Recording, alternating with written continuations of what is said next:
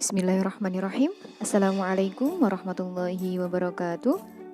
Bagaimana kabar anak-anak hari ini? Semoga semua sehat dan tetap semangat belajar ya. Alhamdulillah hari ini jumpa lagi dengan Bu Nova di pelajaran Al-Quran Hadis kelas 7.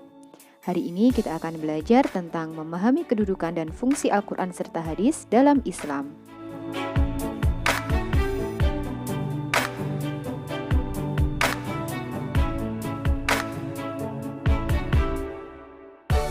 Anak-anak, sebagai khalifah di muka bumi, manusia memiliki banyak tugas kewajiban yang harus dilaksanakan. Dalam pelaksanaannya, tentu manusia membutuhkan pegangan atau pedoman. Allah Subhanahu wa Ta'ala telah menurunkan pedoman utama bagi manusia, yaitu Kitab Al-Quran. Selain itu, Nabi Muhammad juga meninggalkan warisan sebagai sumber rujukan kedua setelah Al-Quran, yaitu hadis. Dari segi bahasa, Al-Quran merupakan bentuk masdar dari kata kerja qara'a yaqra'u Qur'anan, yang artinya adalah bacaan atau sesuatu yang dibaca berulang-ulang.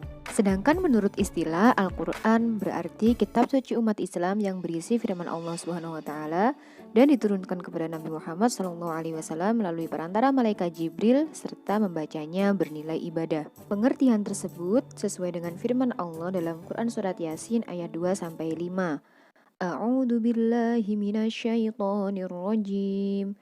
Bismillahirrahmanirrahim. Wal Qur'anil Hakim. Innaka laminal mursalin ala siratim mustaqim.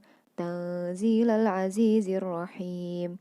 Yang artinya, demi Al-Quran yang penuh hikmah, sungguh engkau Muhammad adalah salah seorang dari rasul-rasul yang berada di atas jalan yang lurus, sebagai wahyu yang diturunkan oleh Allah yang Maha Perkasa, Maha Penyayang. Allah juga berfirman dalam surat Asy-Syu'ara ayat 192 sampai dengan 193.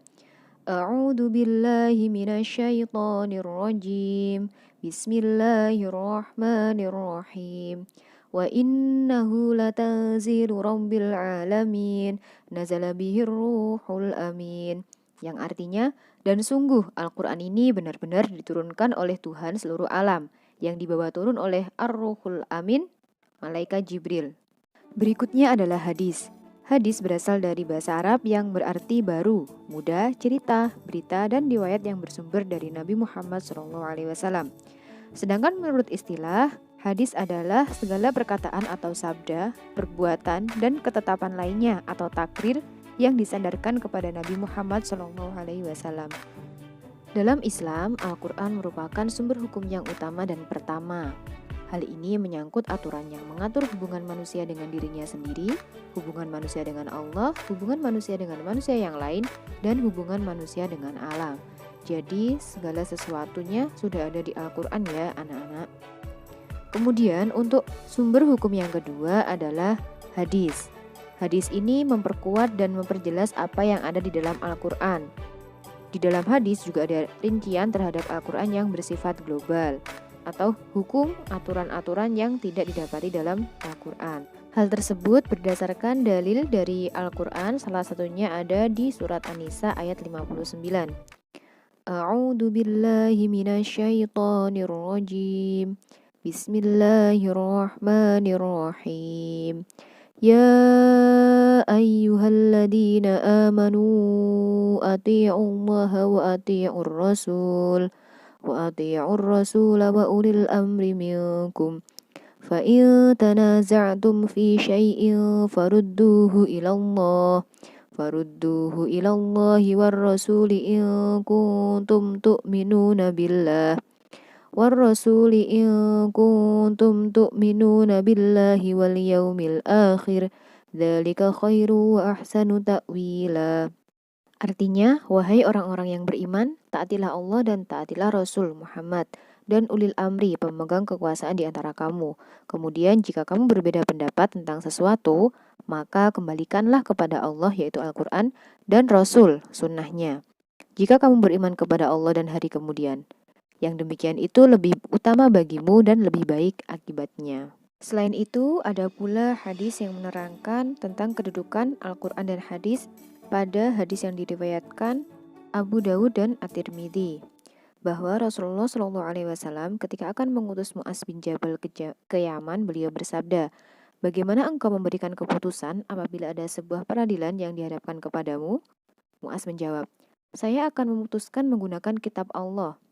Beliau bersabda, "Seandainya engkau tidak mendapatkan dalam kitab Allah," Mu'az menjawab, "Saya akan kembali kepada sunnah Rasulullah Shallallahu Alaihi Wasallam." Beliau bersabda lagi, "Seandainya engkau tidak mendapatkan dalam sunnah Rasulullah Shallallahu Alaihi Wasallam serta dalam kitab Allah," Mu'az menjawab, "Saya akan berijtihad menggunakan pendapat saya dan saya tidak akan mengurangi." Kemudian Rasulullah Shallallahu Alaihi Wasallam menepuk dadanya dan berkata, "Segala puji bagi Allah yang telah memberikan petunjuk kepada utusan Rasulullah untuk melakukan apa yang membuat senang Rasulullah." Nah, anak-anak, jadi jelas ya bahwa segala permasalahan sudah ada penyelesaiannya dalam Al-Quran. Jadi untuk yang pertama, pedoman kita adalah Al-Quran. Selanjutnya kita akan membahas tentang fungsi Al-Quran. Yang pertama, Al-Quran berfungsi sebagai petunjuk dan dasar pengetahuan bagi orang yang beriman. Ini ada di Quran Surat Al-A'raf ayat 52. Jadi anak-anak, di dalam Al-Quran sudah ada ilmu pengetahuan. Misalnya, asal-usul terbentuknya manusia, asal-usul terbentuknya bumi, dan lain sebagainya. Kemudian merupakan tempat kembali suatu masalah. Hal ini juga ada di Quran Surat An-Nisa ayat 59. Jadi ketika ada permasalahan dalam kehidupan, untuk penyelesaiannya ada di Al-Quran.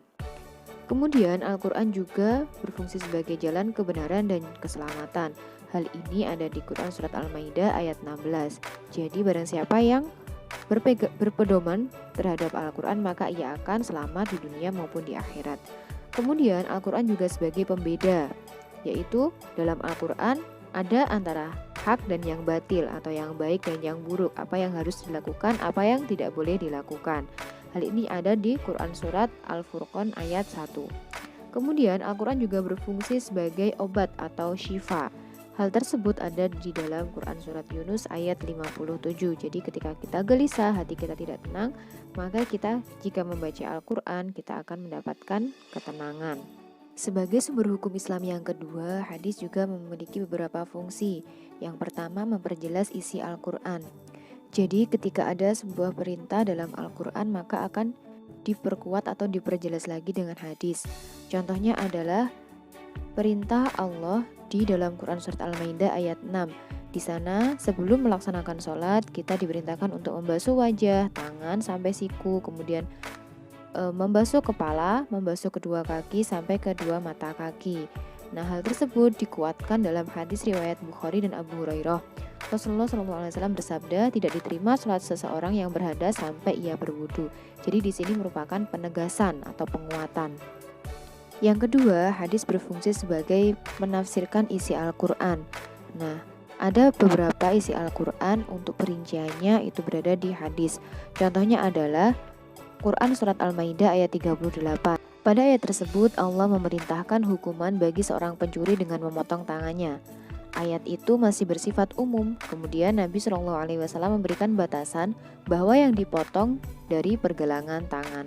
Yang ketiga, hadis berfungsi untuk memberi kepastian hukum Islam yang tidak ada dalam Al-Quran. Biasanya, Al-Quran hanya menerangkan pokok-pokoknya saja.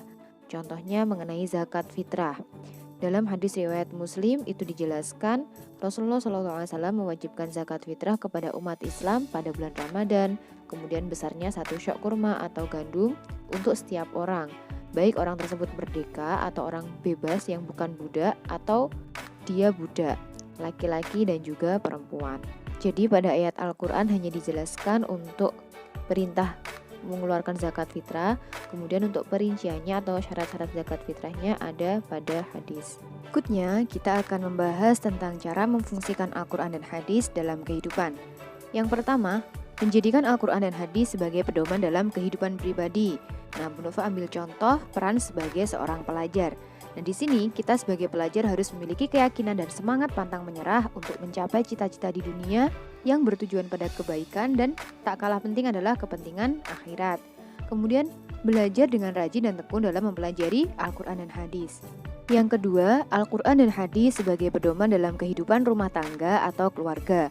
Dalam Al-Quran dan hadis sudah dijelaskan ada hak dan kewajiban masing-masing anggota keluarga. Misalnya sebagai seorang anak kita harus selalu berusaha menyenangkan hati kedua orang tua, selalu mendoakan kedua orang tua saat orang tua masih hidup ataupun orang tua yang sudah meninggal. Kemudian sebagai seorang suami dan ayah, ya, berkewajiban untuk membimbing keluarganya agar senantiasa ingat kepada Allah Subhanahu wa taala. Membiasakan untuk musyawarah dengan anggota keluarga untuk mencari jalan keluar ketika ada permasalahan dan menafkahi kebutuhan keluarga dengan rezeki yang halal. Kemudian yang ketiga, sebagai seorang istri dan ibu, juga memiliki kewajiban untuk menjaga kehormatan dan harta suami, mendidik anak-anaknya sesuai dengan Al-Quran dan hadis, dan taat terhadap perintah suami selama tidak bertentangan dengan syariat agama Islam. Yang ketiga, menjadikan Al-Quran dan hadis sebagai pedoman dalam kehidupan bermasyarakat. Nah, anak-anak, dalam Al-Quran dan hadis sudah diatur bagaimana kita hidup di dalam masyarakat. Misalnya, ada perintah untuk saling tolong-menolong dalam kebaikan di surat Al-Maidah ayat 2. Kemudian ada juga perintah untuk berbuat baik kepada sesama. Nah, di sini juga ada dalam salah satu hadis riwayat Muslim dari Abu Syurai Al-Khuzai nomor 69, yaitu kita harus berbuat baik kepada tetangga. Kemudian perintah untuk saling nasihat-menasehati dalam kebaikan. Nah, di sini ada pada surat Al-Asyr ayat 1. Yang keempat adalah menjadikan Al-Quran dan hadis sebagai pedoman dalam kehidupan berbangsa dan bernegara. Manusia diciptakan dalam keadaan saling berbeda. Manusia diciptakan berbangsa-bangsa dan bersuku-suku supaya mereka saling mengenal satu sama lain. Untuk dapat tercipta hidup yang rukun, saling menghargai dan saling menyayangi, Allah sudah mengatur itu semua dalam surat Al-Hujurat ayat 13. Yang kelima adalah menjadikan Al-Quran dan hadis sebagai hakim dalam menyelesaikan setiap masalah. Kehidupan manusia tidak selamanya mulus tanpa ada masalah.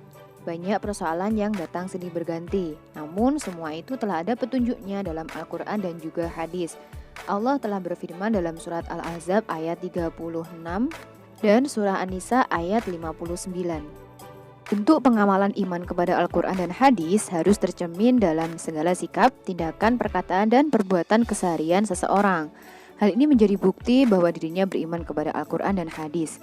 Tidak ada artinya orang yang mengaku beriman tapi perbuatannya tidak sesuai dengan apa yang ada dalam Al-Quran dan hadis. Yang pertama, penerapan Al-Quran dan hadis dalam kehidupan pribadi. Di sini Bu Nova ambil contoh bagi seorang pelajar ya.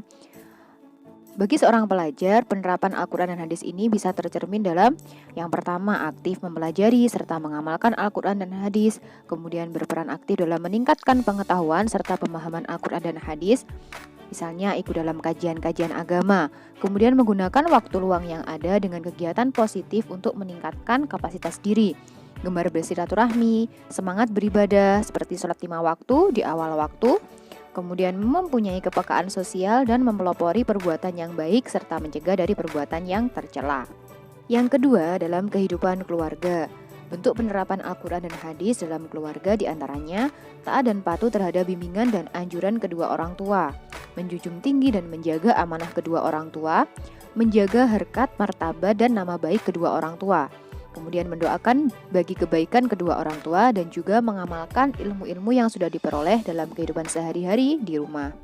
Yang ketiga, kehidupan bermasyarakat. Nah, bentuk penerapan Al-Quran dan hadis dalam kehidupan bermasyarakat antara lain ikut berperan aktif dalam kegiatan kemasyarakatan selama itu tidak melanggar norma-norma agama, menjaga diri dari perilaku yang dapat menimbulkan keresahan dalam masyarakat, baik ucapan, perbuatan, maupun tingkah laku, menjaga kerukunan dan gemar menolong, rela berkorban demi terwujudnya kehidupan masyarakat yang harmonis. Selanjutnya yang keempat, dalam kehidupan berbangsa dan bernegara. Nah, upaya untuk menerapkan Al-Quran dan hadis diantaranya adalah melaksanakan segala peraturan yang telah ditetapkan oleh pemerintah dengan tunduk patuh dan menghormatinya, menjunjung tinggi harkat dan martabat bangsa dan negara, ikut aktif dalam membangun bangsa dan negara sesuai kemampuan masing-masing, bersama-sama turun dalam menciptakan kelestarian lingkungan dan senantiasa mencari jalan terbaik dengan mengedepankan musyawarah jika terjadi masalah.